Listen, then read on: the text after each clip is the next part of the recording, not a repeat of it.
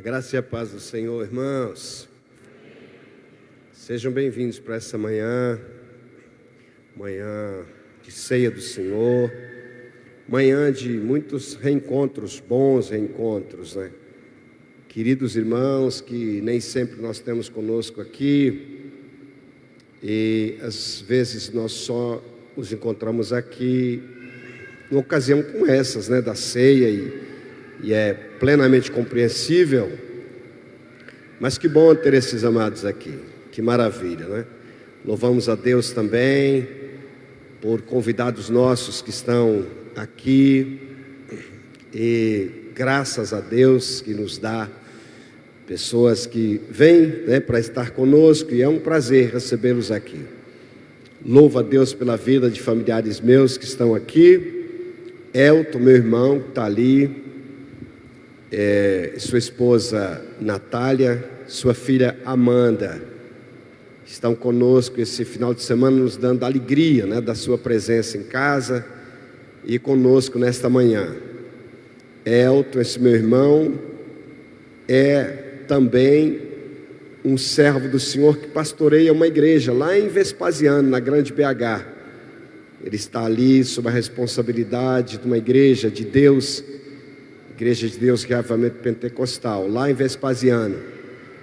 E quando a gente vai ali, é a igreja, né, onde a gente congrega, a nossa igreja lá. Então eu quero que os irmãos os recebam assim com muito carinho, porque é assim que eles nos recebem lá.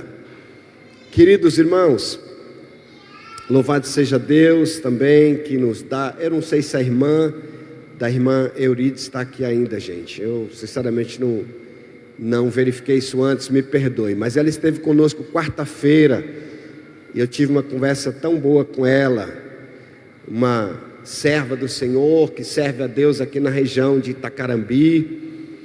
E foi assim de alegria para o meu coração saber que ela, com seu esposo, um pastor, um servo do Senhor, servem a Deus numa região da zona rural de Itacarambi. E vocês sabem o quanto eu tenho tido esse carinho pela zona rural desses nossos municípios vizinhos, diante da grande necessidade que nós temos. E é uma coisa curiosa, irmãos, eu comecei a leitura de um livro famoso da literatura brasileira, não é livro de crente não, O Grande Sertão Veredas, de Guimarães Rosa. Eu comecei a leitura de Grande Sertão Veredas, não sei nem porquê, mas Grande Sertão Veredas fala mesmo desse sertão, de Curvelo para cá, toda essa região, aqui na região de Urucuia, da Serra das Araras, e vem até nessa região nossa. Cita Januária diversas vezes, cita lugares aqui de Januário, Rio Pardo, e o São Francisco não sei quantas vezes. E é curioso que aquele livro foi enchendo meu coração muito mais dessa paixão pelo sertão. E onde eu fui encontrar, não é? Eu não terminei a leitura ainda, mas olha onde eu fui encontrar ainda mais fervor, mais fogo, mais paixão por esse sertão. E o sujeito que narra a história é um jagunço chamado Riobaldo. Então Riobaldo está contando a história, né, para uma pessoa. Ele está relatando os acontecimentos da jagunçagem aqui nesse sertão. E numa altura ele fala assim: o sertão é brabo, o sertão é terra difícil. Deus mesmo, quando voltar lá, que volta armado. Aí eu fiquei pensando, e Deus vai voltar. E Deus vai voltar. Nós vamos levar o evangelho e a presença de Deus para o sertão. Armado ou não é questão de Deus, Ele que sabe como é que Ele vai. Mas nós vamos levar essa presença do Senhor no evangelho de Cristo Jesus. É bom demais ter nessa manhã aqui as irmãs aqui do Barreiro, Lena, mais Bela, que eu já tive o prazer de cumprimentar. É bom demais ter os irmãos da Passagem, eu já cumprimentei Débora. Eu sei que Bianca está aqui com um novo membro da família, o Davi Luca. É uma alegria para a gente, é satisfatório poder ter esses irmãos conosco. Eu Quero nessa manhã, irmãos, falar com vocês sobre um assunto importantíssimo na vida da igreja. Necessário, mas necessário, mas necessário. Aliás, é uma marca da igreja. Igreja, para chamar de igreja, tem que ter isso que eu vou falar aqui com vocês nessa manhã. E ter com qualidade é uma marca de uma igreja saudável. Eu vou falar sobre comunhão. E comunhão é uma marca da igreja, porque tem uma obra da salvação, tem um aspecto da salvação que foi a maneira como Deus nos juntou num corpo, a maneira como Deus nos juntou numa família. Se a gente não se junta numa família, nós estamos desprezando a salvação. Comunhão com qualidade, porque se a gente não tem comunhão com qualidade, nós desprezamos uma marca de uma igreja saudável. Se a nossa comunhão não é boa, nossa igreja não é saudável.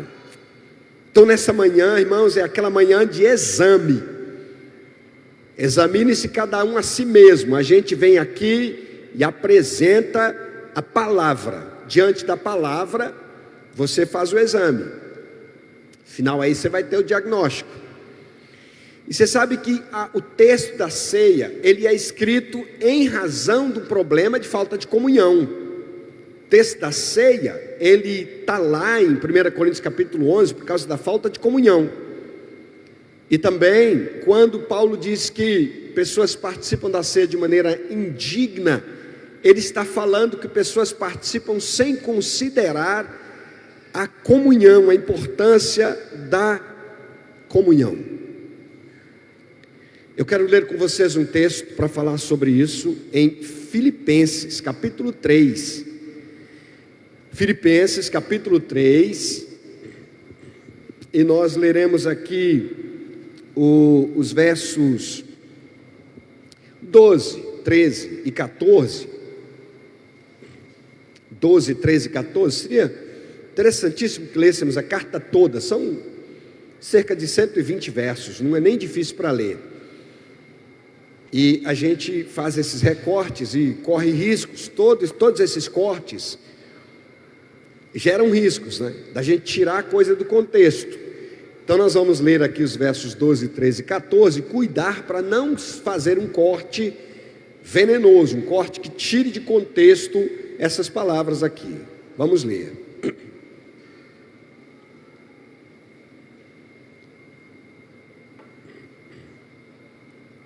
Eu sei que a maioria dos irmãos tem versões aí mais tradicionais. Eu tenho uma aqui que a NVT é uma versão mais moderna. Ela fala assim, ó: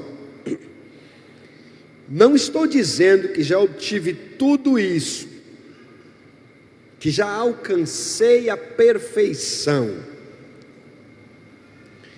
mas prossigo a fim de conquistar essa perfeição para a qual Cristo Jesus me conquistou. Verso 13, não, irmãos, não a alcancei, mas concentro todos os meus esforços nisto, esquecendo-me do passado e olhando para o que está adiante. Verso 14, prossigo para o final da corrida, a fim de receber o prêmio celestial para o qual Deus nos chama em Cristo Jesus. Aleluia. E aí as versões, como eu disse, né, mais tradicionais aí, no verso 13, que eu queria considerar com você, fala assim: irmãos, quanto a mim, não julgo que já o haja alcançado, mas uma coisa faço, e é que, esquecendo-me das coisas que para trás ficam, prossigo para o alvo. Vamos orar ao Senhor. Querido Deus, nós estamos diante da Tua santa e gloriosa palavra, E nós oramos nessa manhã, meu Deus, pedindo ao Senhor que esta palavra lave a nossa vida como água gloriosa, meu Pai. Opere em nós, meu Deus, a obra que ela veio para operar. Cremos nisso, porque o Senhor já disse que a tua palavra não volta vazia, mas ela cumpre o fim para o qual foi determinada. E nessa manhã nós nos rendemos à palavra do Senhor, ó Deus, em nome de Jesus. Aleluia, amém. Queridos irmãos, Paulo escrevendo uma carta aos Filipenses, carregando um obreiro chamado Epafrodito, de levar uma carta para a igreja de Filipos. Epafrodito tinha ido levar uma oferta para Paulo, uma contribuição que os irmãos de Filipos haviam reunido para levar para Paulo, e ele levou. Paulo estava na prisão, uma das muitas prisões onde ele esteve, não sei se aqui em Roma, não sei se em Cesareia, mas ele está preso. E quando Epafrodito volta, Paulo manda então essa carta à igreja que estava em Filipos, uma cidade da Grécia, uma cidade da região onde hoje nós temos a Europa, já na região mais a leste da Europa. E Paulo então envia essa carta a esses irmãos, amados, queridos, uma igreja que foi plantada lá, uma igreja que o Senhor Deus encaminhou o plantio dessa igreja de maneira tão gloriosa, porque Paulo, ele estava num determinado lugar assim, sem saber para onde ir. Eu digo sem saber porque ele tensionava ir para um lugar e o Espírito de Deus dizia não. Ele tensionava ir para um outro, o Espírito de Deus dizia não. Uma noite ele estava dormindo e um homem apareceu dizendo: passa a Macedônia e ajuda-nos. E ele então entendeu que deveria rumar para aquela direção. E ele então passou a Macedônia, foi a esta região, a Filipos, e ali ele começa a pregar a palavra de Deus, mas começa a pregar a palavra de Deus, é tão interessante. Poderíamos nos lembrar aqui as três primeiras pessoas alcançadas com o Evangelho naquela cidade. Duas delas sabemos da conversão, uma outra delas não temos os detalhes, mas a primeira foi uma mulher chamada Lídia. Paulo foi buscar um lugar de oração na beira de um rio, que parece que essa cidade não tinha sinagoga, e ele vai buscar um lugar de oração onde umas mulheres se reuniam para orar. Ali ele proclama a palavra, e Lídia, uma vendedora de púrpura, uma vendedora de tecido nobre, uma mulher rica, para vender púrpura. Naquela época, para comercializar púrpura, tinha que ser uma pessoa de estofo, tinha que ter grana, tinha que ter dinheiro. E essa mulher Lídia era rica. Púrpura era tecido dos nobres. Os nobres, alguns deles que não tinham tanta nobreza assim, usavam tecidos com bordado, cor púrpura, na bainha, na parte de baixo, ou às vezes até manchado de púrpura, só para se exibir. Então essa mulher era uma mulher rica. Segunda pessoa que Paulo proclama o Evangelho é uma moça escrava, escravizada por uns homens, e ela fazia adivinhações e dava dinheiro, dava lucro para os seus senhores. E essa moça então foi liberta pelo poder do Evangelho, liberta daquela opressão, e acreditamos que essa moça passou, diz a palavra de Deus, Atos capítulo 16 diz isso, né? Que há ali uma obra do Evangelho na vida dessa moça. E em razão dessa libertação dessa moça, Paulo vai para uma prisão, e lá o carcereiro é liberto. O carcereiro era um moço que não era gente boa. Então, irmãos, se fôssemos pensar que uma mulher rica, uma moça escrava e um carcereiro que era um sujeito ali, vamos dizer, de classe média.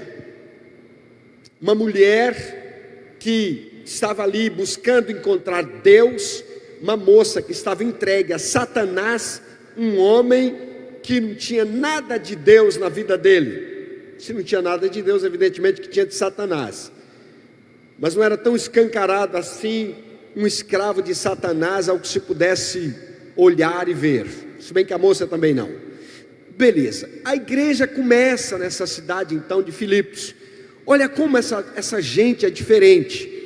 Olha como essas pessoas são distintas. E começa aí uma igreja, bem do jeito que é para ser a igreja. Aí o apóstolo Paulo escreve uma carta para eles, dizendo: gente, fiquem alegres, eu estou preso, mas fiquem alegres, fiquem alegres, fiquem alegres. Diversas vezes ele diz: se alegrem. Capítulo 4 começa: alegrai-vos sempre no Senhor, e outra vez digo: alegrai-vos. E alguns pensam que o tema da carta é a alegria, mas juntamente com isso ele escreve sobre diversas outras coisas, e comunhão é um tema também muito interessante nessa carta escrita aos Filipenses. Fiquem juntos, sejam amigos, sejam companheiros, tenham comunhão. Então, quando nós chegamos nessa altura aqui desse texto, ele está falando de alguma coisa que é muito importante, e a partir do verso 12 ele diz assim: não estou dizendo que eu já obtive tudo isso que ele cita anteriormente. Aí ele diz assim, que já alcancei a perfeição. Bom, aqui ele dá uma dica para nós, né? Que ele está dizendo que isso representa uma perfeição, mas prossigo a fim de conquistar essa perfeição para a qual Cristo Jesus me conquistou. No 13 ele diz: não, irmãos, não a alcancei, mas concentro todos os meus esforços nisto. A gente tem que, português ajuda a gente muito, né, irmãos? Quando ele fala lá no verso 12, ele está dizendo: eu ainda não obtive isso. E aí quando ele fala aqui no verso 13, ele fala assim: concentro meus esforços nisto. Está falando isso porque está longe dele, longe no texto, né? Ele já citou lá atrás, então está longe. Então quando está longe fala isso, quando está perto fala isto. Então ele está falando: agora eu concentro meus esforços nisto que eu vou falar, nisto que está aqui, imediato. Nisto que? Esquecendo-me das coisas que para trás ficam e olhando para o que está adiante. 14, prossigo para o final da corrida. Queria concentrar aqui um tempo para falar sobre essas coisas que para trás ficam. Coisas que para trás ficam. A maioria de nós temos um imediatismo assim para interpretar o texto bíblico. Quando nós pensamos, o que são coisas que para trás ficam? Aí um lembra assim: as pingas que eu bebia. Coisas que para trás ficam, as pingas que eu bebia. Outro vai pensar assim: não vou nem falar, os pecados é tão feio que eu não vou nem enumerar aqui. Os trem ruins, as coisas ruins que deixou para trás. A maioria de nós vamos falar sobre esse texto, dizemos: irmãos, ó Paulo falando que nós precisamos deixar para trás as coisas, precisamos, esquecer das coisas que para trás ficam. Então esqueça seus pecados, esqueça. Você sabia que ele não fala que não é de pecado? Você sabia que ele vai falar aqui de um tanto de coisa boa, um tanto de coisa positiva, um tanto de coisa legal, legal mesmo. Você está com a Bíblia aberta aí no capítulo, então volta comigo aqui para você ver uma coisa. Volta comigo aqui para você ver uma coisa. Quando ele começa a falar aqui, acho que no verso 3 ainda, ele começa a falar sobre as coisas que ele tem que deixar para trás.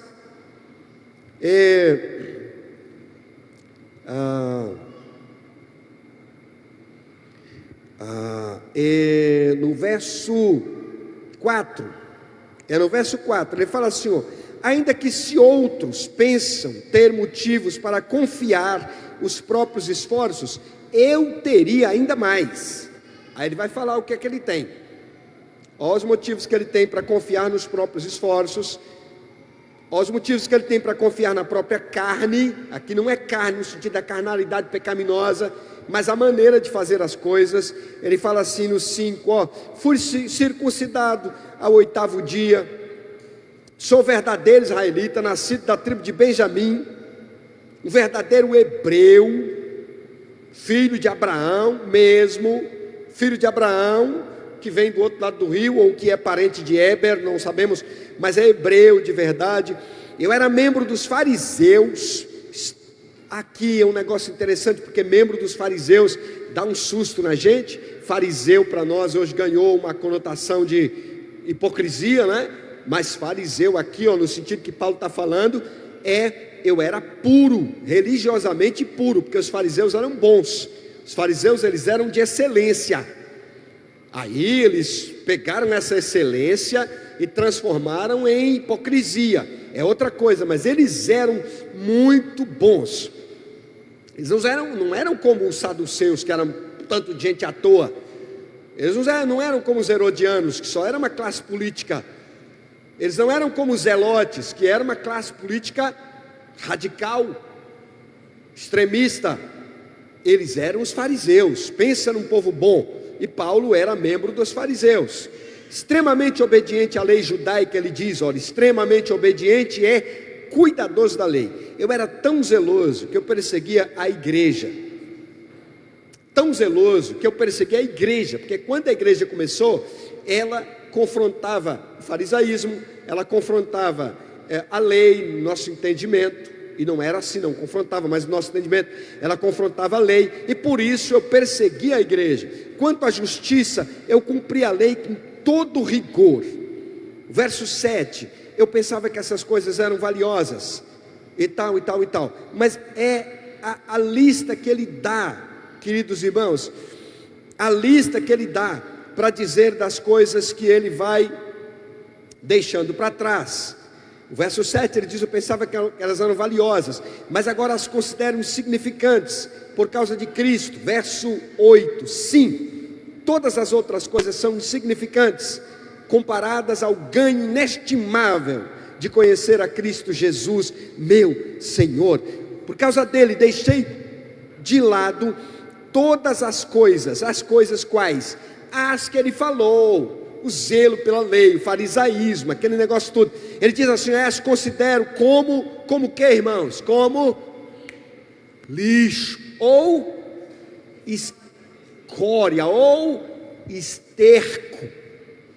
Uma vez eu vi uma interpretação tão interessante disso aqui, tão bonita, tão colorida disso aqui. O irmão falou assim, quando Paulo diz que considera aquelas coisas esterco, é porque ele considerava como adubo, em cima das quais seria construído mesmo o seu, sabe? Elas iriam adubar a sua nova vida.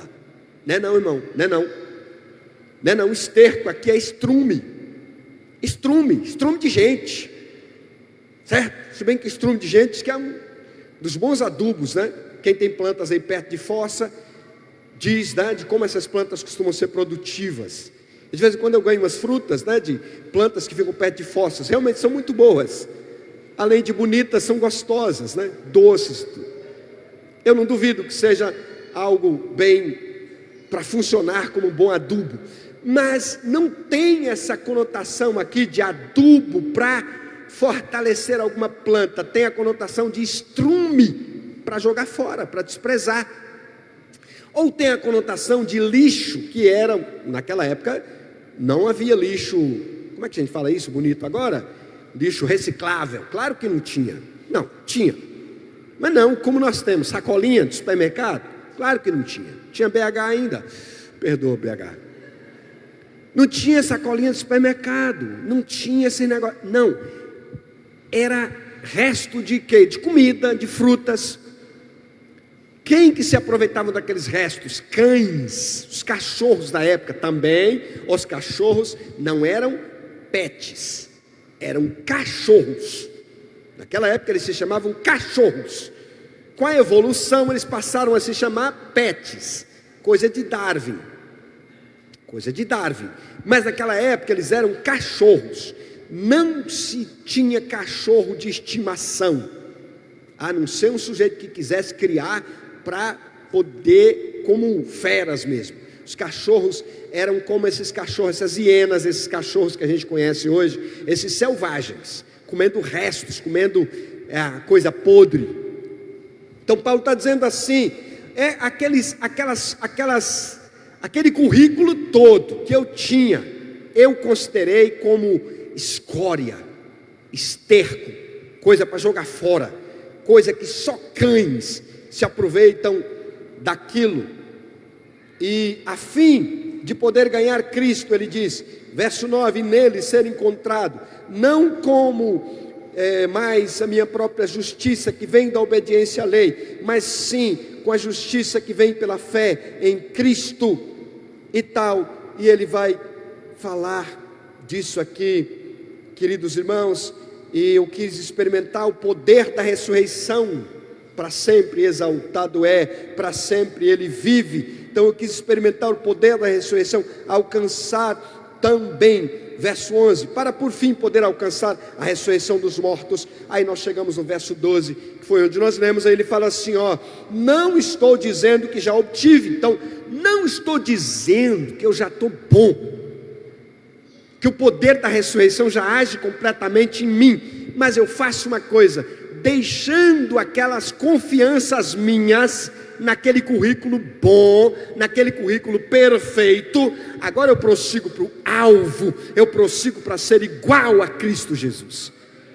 Queridos, é para nós agora de manhã, agora é para nós. Vem cá, vem para cá, século 21, agora com pet, com sacolinha de supermercado, agora com tudo que nós temos no nosso tempo, com toda a modernidade. Mas eu não vou falar dessas coisas, eu vou falar de nós. Eu vou falar de nós. Eu vou falar que nós temos um problema gravíssimo, gravíssimo, queridos irmãos, que é um problema de currículo. Currículo, certo? Nós temos um problema com o chamado currículo. O que é que nós fomos, o que é que nós somos, a reputação que nós reunimos ao longo do tempo. E muitos de nós aqui somos bons, somos assim, muitos são bons, tem uma história bonita. E muitos não têm nem história ainda, mas já tem um zelo pelo seu passado, pela sua história, que é igual um jacaré em redor de um ovo. Ninguém pode tocar nessa reputação que você tem. Ninguém pode mexer com você no aspecto reputação. Mas você tem um zelo por você mesmo, que é um negócio fora do comum. Pode tocar na sua reputação? Deixa eu te olhar nos olhos e dizer assim, meu amado irmão, mas você anda tão desleixado com as coisas da igreja. Deixa eu falar isso para você, para ver se eu não recebo uma pancada na cabeça. Essa semana alguém me disse isso, né? A gente gosta de conversar com você, porque você fala para a gente assim, de um jeito, eu aprendi a falar assim, porque senão você mata a gente. Para sobreviver, você tem que falar assim. Minha irmã, estou sentindo sua falta. Não, na verdade minha irmã, que desleixo é esse, minha irmã? Pelo amor de Jesus Cristo, mas se eu falar isso para ti, mas a senhora vai me olhar nos olhos, o senhor vai me olhar nas íris, no profundo do olho, e vai dizer assim, mas, esse mas já mata tudo. Mas você não sabe, é porque aí começa um rosário de desculpas. Essas desculpas, o que elas fazem? Elas protegem a sua reputação. Não, peraí, não sou ruim desse jeito que você está falando não. Calma, quem disse que eu sou ruim assim? Eu não venho terça por quê? Eu não venho quarta por quê? Eu não venho sábado por quê? Escola dominical não vem por quê? Domingo de noite não vem por quê? Você tem desculpa para tudo, meu filho. E eu sabe, se eu fosse um pouquinho mais ruim, eu ainda arriscava, porque você não vem 6 horas da manhã que tem culto todo dia. Aí você não tem saída. Quero ver para onde é que você vai. Eu quero ver o que você me fala. Mas é o que eu falei com vocês, a gente fica dourando a pílula. Não, irmã, sabe, que não pode tocar na sua reputação. Querida irmã, querido irmão, sabe o que a Bíblia está falando para você nessa manhã? Deixa para trás a sua reputação, meu filho. Deixa para trás sua reputação, meu filho. Deixa para trás essa história toda que você construiu, ou que está construindo, que ninguém pode mexer, que ninguém pode tocar. Eu já falei isso aqui com vocês. A gente olha outra coisa. Ai de alguém que você disser para ela bom dia e a pessoa não te responder. Pergunto, o que é que você faz se você disser bom dia e a pessoa não te responder? Eu comecei a fazer essas perguntas para mim e dizer assim: por que a pessoa tem que me responder um bom dia? Eu estou desejando com sinceridade? É com sinceridade, portanto pronto. Aí começou a ter no meu caminho 2 senhoras que eu dou bom dia, elas não me respondem não. Uma chega a virar para o lado assim, eu, bom dia senhora. Amanhã eu sei que ela não vai me responder, eu digo bom dia de novo. Não faço a menor ideia porque elas não me respondem. Eu mal as conheço. Pode ser uma timidez, pode ser uma vergonha, pode ser elas olhar assim, gente, um homem bonito desse, nem vou responder o bom dia desse homem. Pode ser, quem disse que não pode ser? Mas a gente, irmãos, tem um trem que se fala assim, amanhã não falo bom dia, mas nunca falo. Não, porque eu dei a paz do Senhor para o irmão, e ele virou a cara para mim, nunca mais dou a paz do Senhor. Ah, pelo amor de Jesus Cristo, mas você é uma taça de cristal, né, irmão? Você é frágil demais, né, irmão? Ou então você tem uma coisa com você, uma reputação que não pode ser tocada. Ai de quem não me responder uma paz do Senhor, ai de quem não me responder um bom dia. Gente, mas você é igual o outro lá, você é um bichão mesmo, né? Rapaz, mas tu é bom, ninguém pode nem desresponder um bom dia você. Nós deveríamos ser prontos para a gente xingar a gente, cuspir na cara da gente. Você é seguidor de quem? Você é seguidor de quem? De quem? Hoje de manhã nós estamos aqui e nós nos lembramos do Calvário. E o Calvário, querido irmão, deixa eu contar uma coisa para você. Tem o irmão, eu podia ter trago essa letra, né? Tem uma letra tão bonita que o irmão canta, uma coroa, aquela música que ele fala da coroa do atleta, da coroa do rei. E aí eu pergunto, qual é a sua coroa? Qual é a sua? Você se identifica com qual? Qual a coroa que seu mestre usou? Qual foi a coroa que seu mestre usou? Gente, cadê? Que reputação que você tem, irmão? Que reputação que você tem, irmão? Reputação, aí você deve estar pensando assim, pastor, mas aí você está falando que eu não tenho reputação, então no mercado aí, na rua, eu não sou ninguém, eu não sou nada. Escuta uma coisa aqui, o que o texto está chamando nós para, vou falar com você, gurinha. Mas é o seguinte, eu estou falando, irmãos, essa reputação é como as pessoas nos veem. Tem gente que faz uma separação legal assim, caráter é a marca que nós temos, de verdade. Reputação é como as pessoas nos veem. É claro que as pessoas não me veem como eu sou. É claro que quando eu chego lá em casa eu sou uma outra pessoa. Ou vocês acham que eu tenho essa fineza lá em casa? Vocês acham que eu tenho essa educação toda lá em casa? Eu tenho, por favor. Mas queridos irmãos, reputação é a maquiagem que a gente faz para as pessoas verem a gente legal. Reputação é o que faz a atriz global, que você nunca vê sem maquiagem. Mas fantástica aquela mulher da novela. Qualquer irmã, qualquer moça da igreja aqui seria fantástica para a novela, mas aquilo é só maquiagem. Reputação é meio que aquilo ali, certo? Agora, queridos irmãos, quem nós somos de fato, nós precisamos saber conosco aqui. Você não precisa estar contando para ninguém, mas no fundo você sabe. Você sabe os pecados que rondam o teu pensamento. Você sabe os pecados que rondam teus sentimentos. Agora Paulo diz assim: gente, prossigam para Cristo. Deixe essas coisas para trás e olhem para Cristo Jesus. Procurem ser como Cristo Jesus.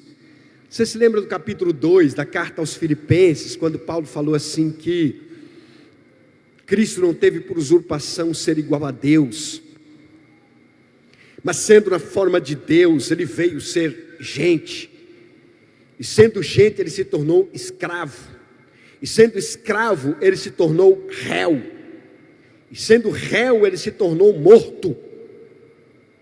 Para pensar nessa degradação, essa escada ao contrário, a gente lutando para fazer, sabe, uma escalada, e Cristo fazendo uma descalada, de Deus a morto.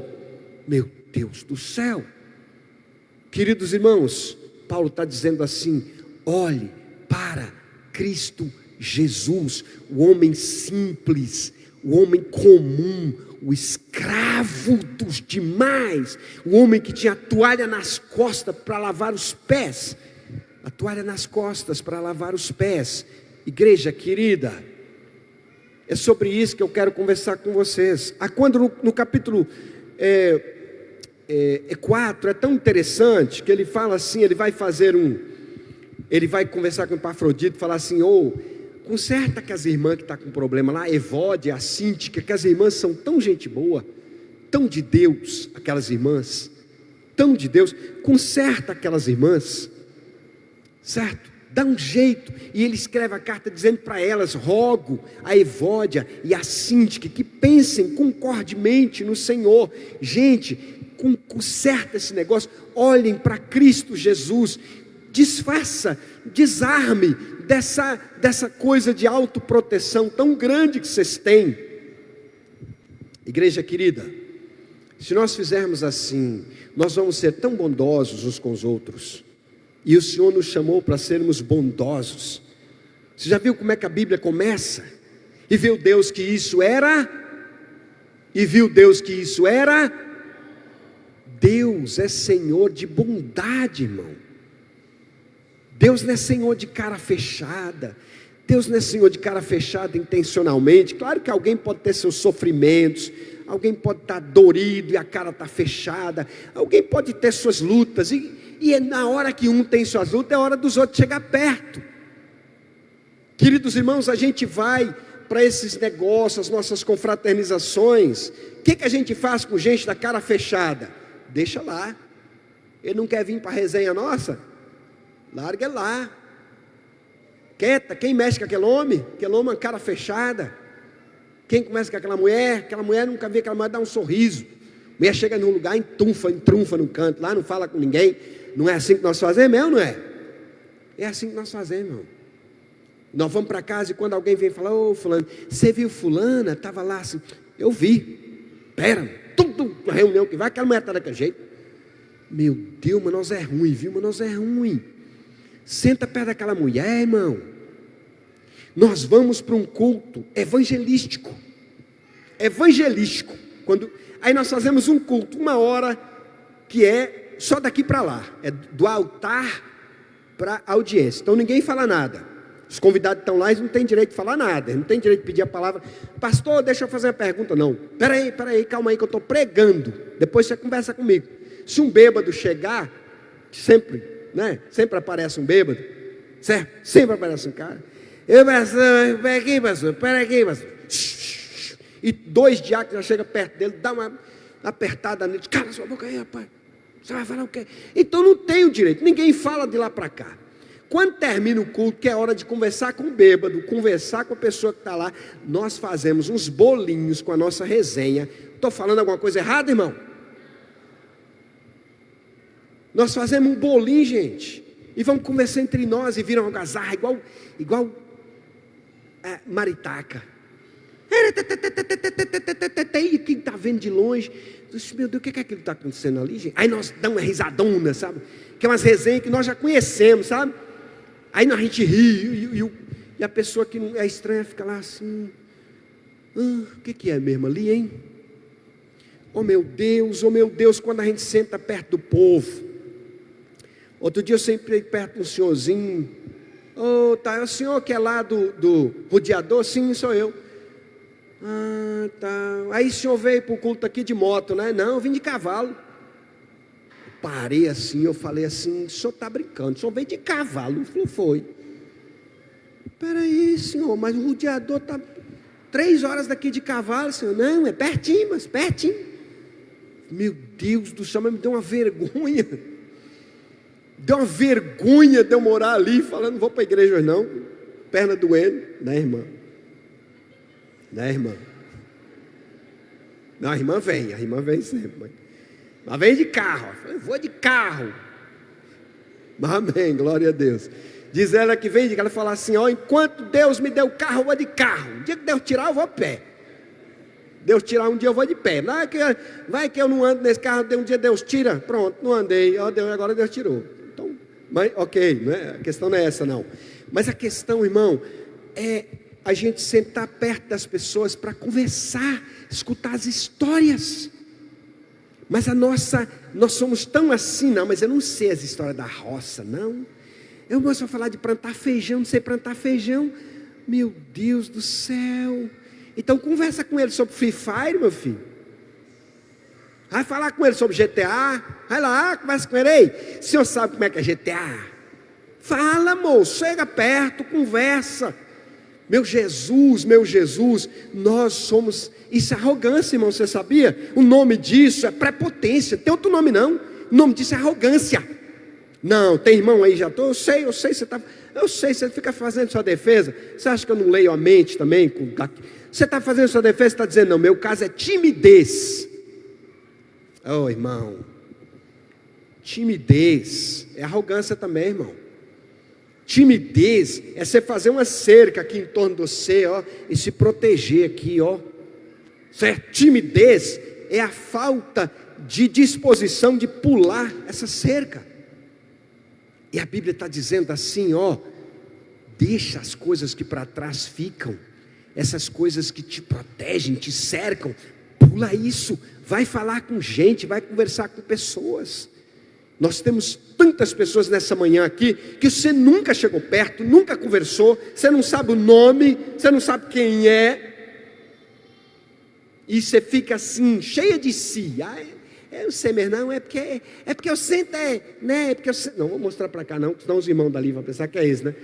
É porque eu sento em tal lugar, e aí eu não vou lá, então um dia, irmão, sai na hora antes do amém, vai para a porta, cumprimentar. Isso é livre, qualquer um pode fazer, não é só o pastor que pode fazer isso não. Irmãos amados, agora isso nos remete à qualidade da igreja, a qualidade de Atos capítulo 2, perseveravam na doutrina dos apóstolos, na comunhão. Isso nos remete a 1 Coríntios capítulo 11, que as pessoas precisavam de comunhão para participar da ceia. Isso nos remete a boa qualidade de igreja de boa qualidade, irmãos, vamos, sabe, ser sinceros, igreja de boa qualidade, não é igreja instagramável, embora ela possa ser, pode divulgar o evangelho pelo Instagram, qualquer outra rede social, mas não é isso que faz uma igreja de boa qualidade, não é uma igreja de aspecto, de templo, de coisa, não, igreja de boa qualidade é igreja de comunhão, boa qualidade de igreja, pelo menos uma delas, uma das boas marcas da igreja, pelo menos uma, sobre as quais estou falando aqui nessa manhã, ou sobre a qual, pelo menos uma, é boa comunhão, não é só comunhão, é boa comunhão nós estamos tendo aqui, todo mundo reunido, todo mundo no mesmo lugar, isso é comunhão comunhão boa é terminar aqui e cumprimentar uns aos outros. Eu vou até terminar a pregação, que nós vamos celebrar a ceia, que depois da ceia nós vamos cumprimentar uns aos outros, nós vamos gastar mais tempo aqui dentro. Não sai correndo não. Quem sai correndo também é gente que está zelando por uma coisa aí que não quer largar, não quer deixar. Ah não, eu não gosto de bolo de gente não, eu não gosto de juntar esse tanto de gente não. Ô querido irmão, se você é doente, você tem um problema com ajuntamento, tem tratamento. Na igreja mesmo aqui tem psicólogos, poderiam bater um papo com você. Tem excelentes que eu posso recomendar a você. Agora, se é uma questão de eu não gosto porque eu não gosto, e não gostando eu sou eu, mas você está contra a Bíblia. Está chocando com a palavra. Eu sou mais eu, está chocando com a palavra. Seja mais Cristo Jesus nessa manhã. Pega uma toalha, joga no ombro assim, vai lavar pé de gente. Vai lavar pé de gente. O Senhor vai curar a tua alma. Talvez a cura aí para as diversas questões que te acossam, te criam problema, esteja na boa comunhão, no bom relacionamento. Eu penso que está aí. Aleluia. Vamos orar ao Senhor nessa manhã. Bendito Deus, nós precisamos de Cristo sobre nós. Bendito Deus, eu sei que Cristo vem a nós. Quando nós oramos, quando nós lemos a palavra, então Cristo vai entrando na nossa vida. Eu sei que o Espírito Santo veio para colocar Cristo em nós. Cristo disse isso: o Consolador virá, e Ele vos levará a toda a verdade. Ele é o Consolador, e o outro Consolador, então Ele virá, querido Deus, e Ele viria, e sabiam os discípulos que Ele viria trazer Cristo para eles. Oh Deus, Ele tem vindo trazer Cristo para nós. Amado Deus, que Cristo encha a nossa vida. Que Cristo encha a nossa vida, que Cristo encha a nossa vida, que eu não seja mais eu, mas que eu seja mais Cristo, vivendo para servir outras pessoas, vivendo para abençoar outras pessoas, vivendo para me alegrar com outras pessoas, ou para me entristecer com outras pessoas, chorando com quem chora, me alegrando com quem se alegra. Querido Deus, cumprimentando pessoas, independente da reação delas, conversando com pessoas, independente da reação delas. Eu é que estou servindo, eu é que estou lavando os pés. Cristo, enche a minha vida, enche a minha vida, enche a minha vida, enche a minha vida, Cristo amado, e enche a vida de cada servo, cada serva do Senhor aqui nesta manhã, para a tua glória e honra, meu Deus. Aleluias. Amém, Senhor. Amém. Aleluia.